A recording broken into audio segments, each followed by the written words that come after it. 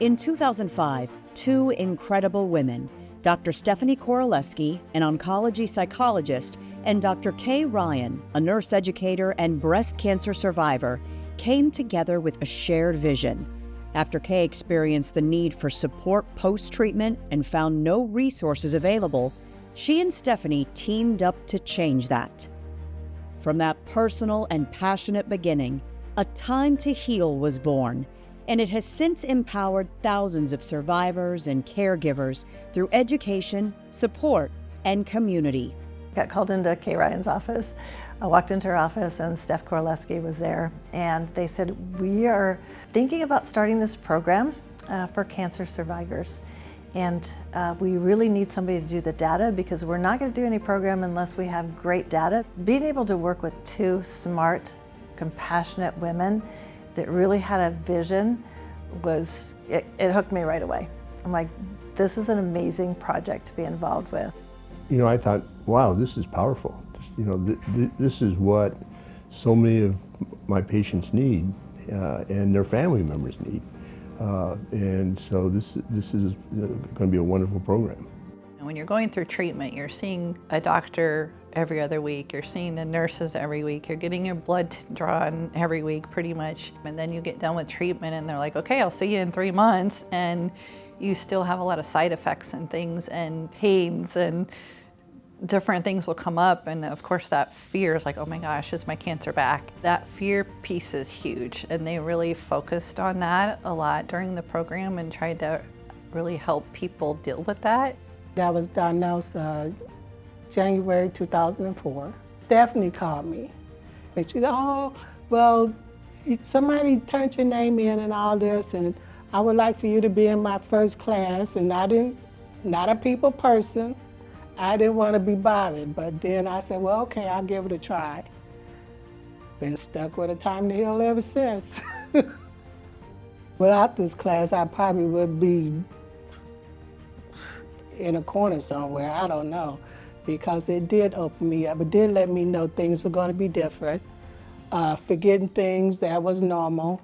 A Time to Heal is a place to go.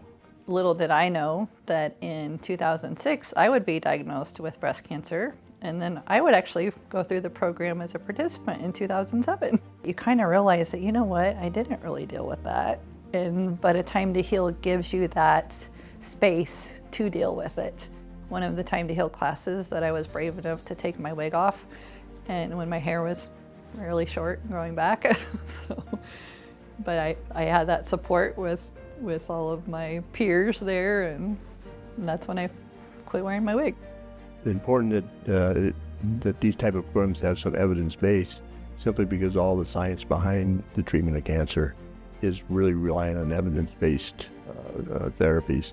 And this is just one more therapy. To me, something that's evidence-based is very, very important. I certainly wouldn't give a treatment that wasn't studied and approved and known to be effective.